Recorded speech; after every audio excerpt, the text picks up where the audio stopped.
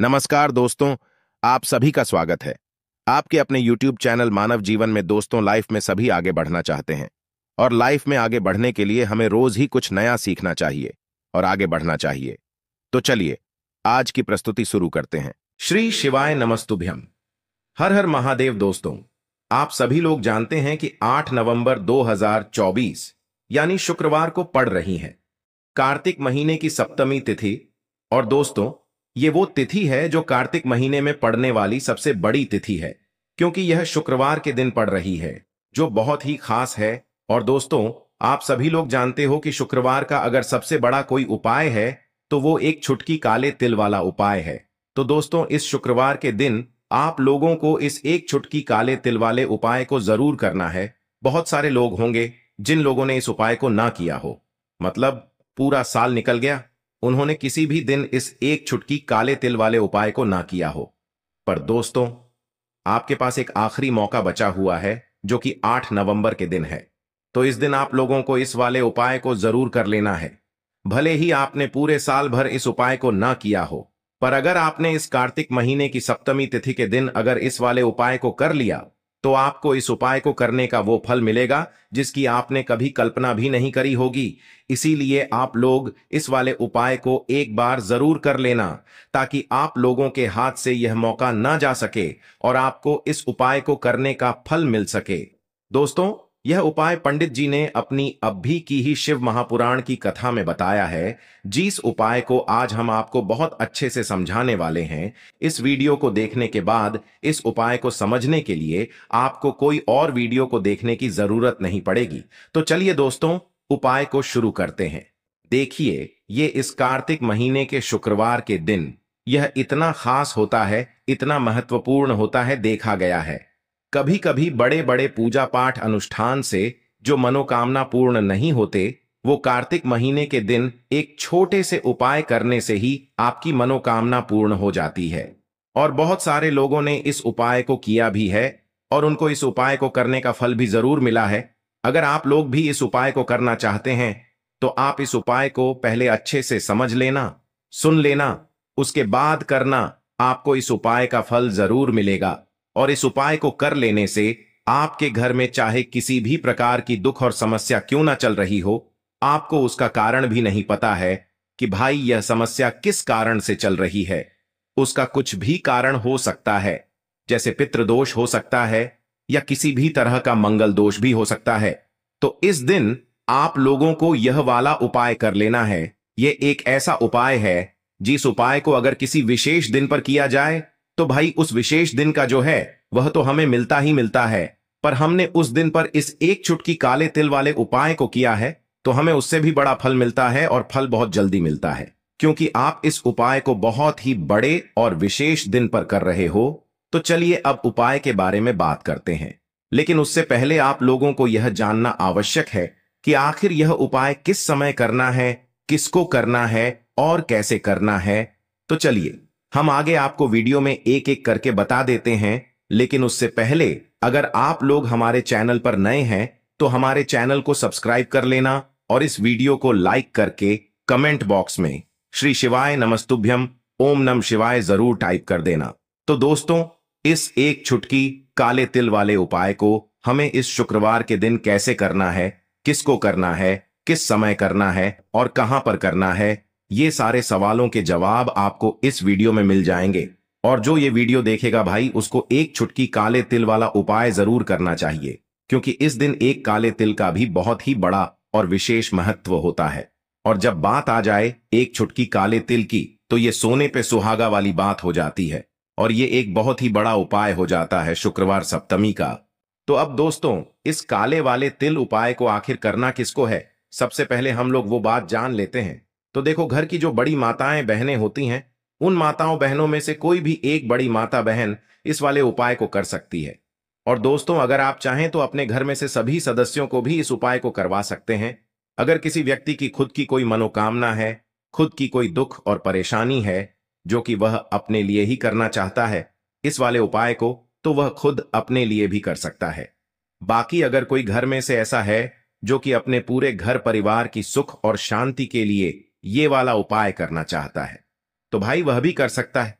उसमें भी कोई दिक्कत वाली बात नहीं है। कहने का मतलब यह है कि इस उपाय को हर एक सदस्य भी कर सकता है और पूरे घर परिवार के सदस्य के लिए घर की बड़ी माताओं बहनों में से कोई एक माता बहन भी कर सकती है। माताएं बहनें अगर घर में उपस्थित न हो या वो यह वाला उपाय न कर पा रही हो तो फिर घर का कोई बड़ा सदस्य भी इस काले तिल वाले उपाय को कर सकता है, चाहे फिर वह पुरुष ही क्यों ना हो। उसमें कोई भी दिक्कत वाली बात नहीं है। अब दोस्तों, इस एक चुटकी काले तिल वाले उपाय को हमें करना कहां पर है? इसे हमें तुलसी के क्यारे के पास में जाकर करना है। बहुत सारे लोग प्रश्न करते हैं, हर एक उपाय को करते समय क्या हम इस उपाय को घर पर या मंदिर में कर सकते हैं? देखो, तो इस वाले उपाय को आप घर ही करोगे तो अच्छा रहेगा। अगर घर पर तुलसी का पौधा नहीं है तो शिव मंदिर में उपाय को करोगे तो भी अच्छा होगा इस वाले उपाय को। उसके बाद में दोस्तों जो अगला प्रश्न निकल कर आता है वो यह आता है इस उपाय को लेकर कि आखिर इस उपाय को हमें किस समय करना है, सुबह के समय करना है कि शाम के समय करना है? तो देखो, इस वाले उपाय को आप लोग सुबह के समय भी कर सकते हो और शाम के समय प्रदोष काल में भी कर सकते हो। अब अगर आप पूछो कि भाई सबसे उत्तम समय कौन सा रहेगा इस एक चुटकी काले तिल वाले उपाय को करने का, तो हम आपसे बस यही कहेंगे कि इस उपाय को आप शाम के समय करेंगे तो ज्यादा बेहतर होगा। बाकी अगर सुबह के समय भी करेंगे तो भी अच्छा होगा, उसमें कोई भी दिक्कत वाली बात नहीं है। तो अब दोस्तों जो अगली सबसे बड़ी और महत्वपूर्ण बात आती है वो यह आती है कि सुबह अगर हम उपाय को करेंगे तो हमें कितने बजे से लेकर कितने बजे तक के बीच में करना है, और शाम के समय प्रदोष काल में करेंगे तो हमें कितने बजे से लेकर कितने बजे के बीच में करना है। तो देखो, सुबह जितनी जल्दी हो सके आप उपाय को करने की कोशिश करना। बाकी अगर किसी कारणवश लेट भी हो जाओ, थोड़ी देर भी हो जाए तो 10 या 11 बजे तक भी आप उपाय कर लेना, पर 12 बजे से ज्यादा देरी ना हो, ठीक है? इस बात का ध्यान रखना। उसके बाद में दोस्तों अगर शाम के समय प्रदोष काल की बात करें, प्रदोष काल का जो समय होता है वो शाम के 6 बजे से शुरू हो जाता है। मतलब शाम के 6 बजे से लेकर 7 बजे के बीच का जो समय होता है यह समय प्रदोष काल का समय होता है। मतलब शाम के 6 बजे से रात 8 बजे के बीच में आप कभी भी इस वाले उपाय को कर सकते हो, उसमें कोई भी दिक्कत वाली बात नहीं है। परंतु शुक्रवार के दिन कोशिश करना कि समय के अंतर्गत ही कर लो। किसी कारणवश ना कर पाओ तो थोड़ा देरी से भी कर सकते हो, आपको उपाय का फल जरूर मिलेगा। तो चलिए बात करते हैं हमारे पहले उपाय की। देखिए, इस उपाय के लिए आपको 2 दीपक लेने होंगे। दोनों ही दीपक आप मिट्टी के भी ले सकते हैं और दोनों ही दीपक आप शुद्ध आटा मढ़कर उनके भी तैयार कर सकते हैं। अब दोस्तों दोनों ही दीपक के अंदर आपको शुद्ध घी का प्रयोग करना होगा और एक दीपक के अंदर आपको गोल रुई की बाती का प्रयोग करना होगा और एक दीपक के अंदर आपको लंबी बाती का प्रयोग करना होगा। लंबी बाती वाले दीपक के अंदर आप मौली वाला जो धागा आता है कलावा का, उसकी बाती का प्रयोग भी आप लंबी बाती वाले दीपक के अंदर कर सकते हैं। देखिए, 2 दीपक वाला ये चमत्कारी उपाय केवल शुक्रवार की रात्रि में ही किया जाता है, इसीलिए आपको इस उपाय को बहुत ही ध्यान से समझना। इसी के साथ में आपको एक चुटकी काले तिल के दाने लेना है और इसी के साथ में आपको मात्र एक चुटकी हल्दी भी लेनी होगी।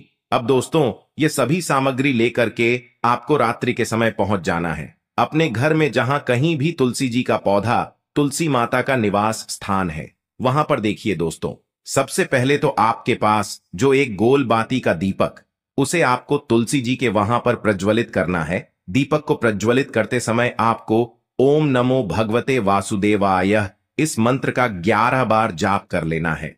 अब देखिए दोस्तों, आप जो एक चुटकी काले तिल के दाने लेकर के आए हैं उन्हें आपको अपने सीधे हाथ में रखना है और जो आपने गोल बाती वाला दीपक प्रज्वलित किया है माता तुलसी जी के वहां पर, उसके ऊपर से आपको इन एक चुटकी काले तिल को गड्ढी की दिशा में घुमाना है। आपको अपना नाम और अपनी गोत्र को बोल देना है और फिर आपको इन काले तिल को उससे जलते हुए दीपक के अंदर डाल देने हैं। देखिए, काले तिल भगवान विष्णु के पसीने से उत्पन्न हुए हैं और जब भी हम यह दीपक नवमी की रात्रि में प्रज्वलित करते हैं तो इससे हमें हमारे कर्ज में राहत मिलती है, हमारे जीवन में धन प्राप्ति के नए नए मार्ग खुलते हैं, हमारा अगर कोई भी कार्य रुका हुआ है तो वह भी परिपूर्ण होता है।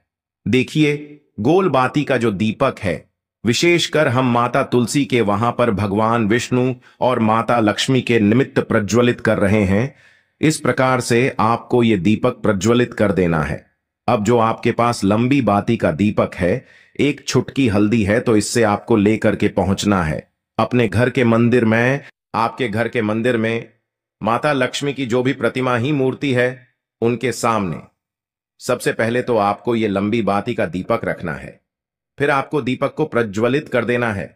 दीपक को प्रज्वलित करते समय आपको ओम महालक्ष्मी नमः इस मंत्र का जाप करते रहना है। अब दोस्तों, आपके पास जो एक छुटकी हल्दी है, उसे आपको अपने सीधे हाथ में रखना है और इस एक छुटकी हल्दी को आपको उस दीपक के ऊपर से 11 बार घड्डी की दिशा में घुमाना है और आपको ओम महालक्ष्मी नमः मंत्र का जाप करते रहना है। और इस एक छुटकी हल्दी को आपको उसे दीपक के अंदर डाल देना है। देखिए, एक चुटकी हल्दी वाला जो दीपक है, आपके जीवन से दुर्भाग्य को समाप्त करता है, माता लक्ष्मी की आपको कृपा प्राप्त करवाएगा, धन प्राप्ति के आपके जीवन में नए नए मार्ग बनाएगा। देखो, अगला उपाय है, वो भी बहुत ज्यादा खास है। तीनों उपाय को आप जरूर सुनना, क्योंकि जो आपको अच्छा लगे वो उपाय आप कर सकते हैं। देखिए, इस उपाय के लिए आपको 2 हरी इलायची लेनी होगी। हरी इलायची आपको साबुत लेनी है, खंडित नहीं होनी चाहिए। और इसी के साथ में आपको मात्र थोड़ा शहद लेना है। शहद आपको मात्र आधा चम्मच या फिर उससे भी कम ले लेना है। और इसी के साथ में आपको एक दीपक ले लेना है। दीपक आप चाहे तो मिट्टी का भी ले सकते हैं और आप चाहे तो शुद्ध आटा मढ़कर उसका दीपक भी आप तैयार कर सकते हैं। इस दीपक के अंदर आपको मौली का जो धागा आता है, कलावा का, उसकी बाती का प्रयोग करना होगा। यानी कि इस दीपक के अंदर आपको लाल रंग की बाती का प्रयोग करना होगा और इस दीपक के अंदर आपको शुद्ध घी का प्रयोग करना होगा। अब यह सारी सामग्री लेकर के आपको अपने घर में जो भी मंदिर है वहां पर पहुंच जाना है और आपको माता लक्ष्मी के किसी भी स्वरूप के सामने बैठ जाना है। अगर माता लक्ष्मी की फोटो है, माता लक्ष्मी की प्रतिमा है, तो उनके सामने आपको बैठ जाना है। अगर माता पार्वती की प्रतिमा है तो उनके सामने आपको बैठ जाना है। यानी कि किसी भी माता के स्वरूप के सामने आपको बैठ जाना है। अब देखिए, सबसे पहले तो आपको माता रानी के सामने थोड़ी सी चावल की ढेरी बना देनी है। यानी कि थोड़ी सी अक्षत के दाने आपको माता रानी के सामने रखना है। उसके बाद आप जो एक दीपक लेकर के गए हैं, उस दीपक को आपको उन्हीं चावल के दानों के ऊपर रख देना है और फिर इस दीपक को आपको माता रानी के सामने प्रज्वलित कर देना है। देखें, इस दीपक को प्रज्वलित करते समय आपको ओम महालक्ष्मी नमः इस मंत्र का लगातार जाप करते रहना है।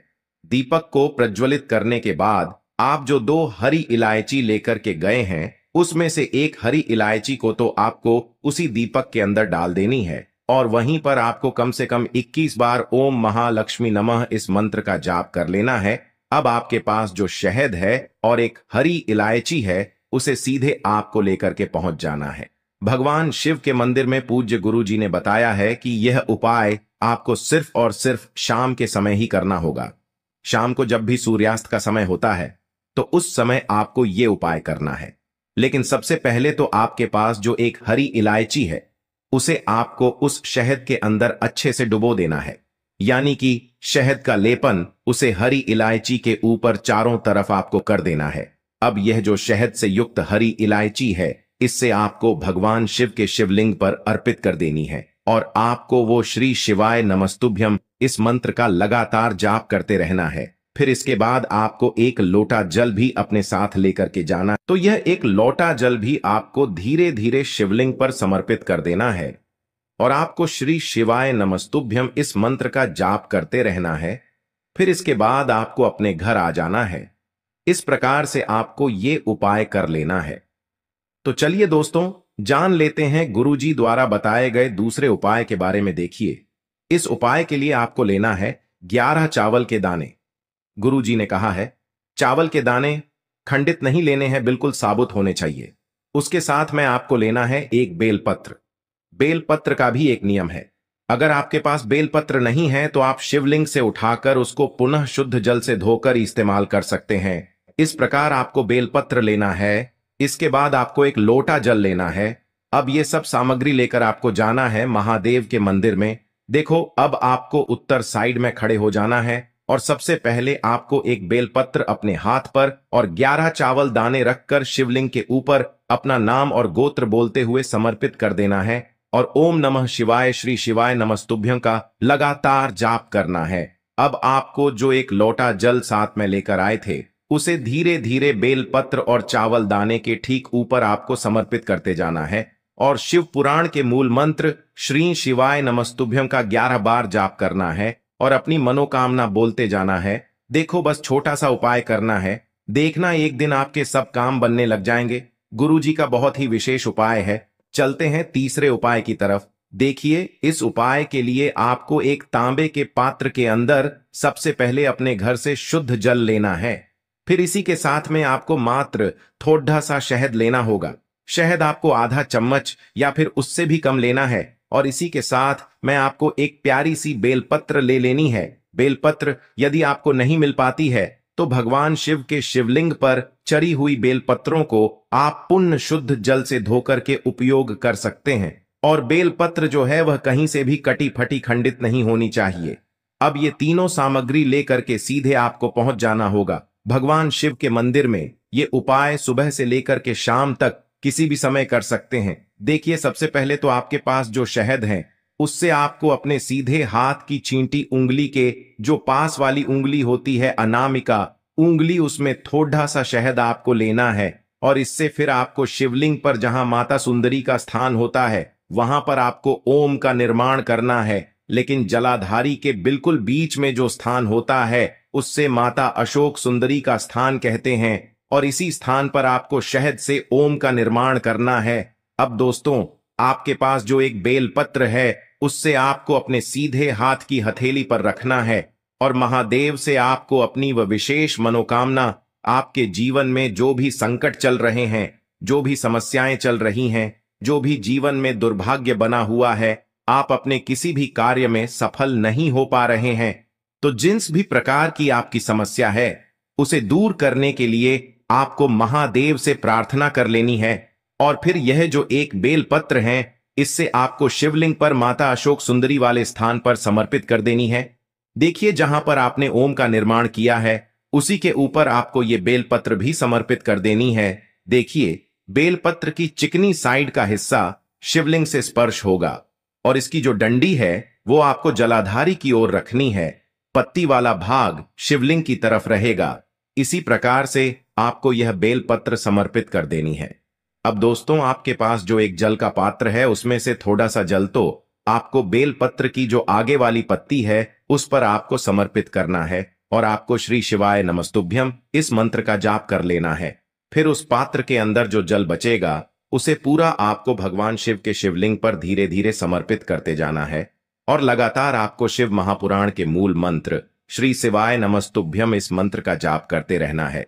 गुरुजी ने कहा है कि जल आपको इतने धीरे धीरे समर्पित करना है कि जल समर्पित करते हुए आप कम से कम 11 बार श्री शिवाय नमस्तुभ्यं या फिर ओम नमः शिवाय इस मंत्र का जाप कर सके। फिर इसके बाद वापस आपको अपने घर आ जाना है। इस प्रकार से आपको ये उपाय कर लेना है। आप देखेंगे कि आपकी सभी मनोकामनाएं अवश्य ही पूरी होंगी। ये उपाय आपको अवश्य करने हैं। आज के लिए बस इतना ही इस वीडियो में दी गई जानकारी। अगर आपको अच्छी लगी हो तो प्लीज हमारे चैनल मानव जीवन को सब्सक्राइब करें, लाइक करें और हमारे वीडियो में अंत तक बने रहने के लिए धन्यवाद।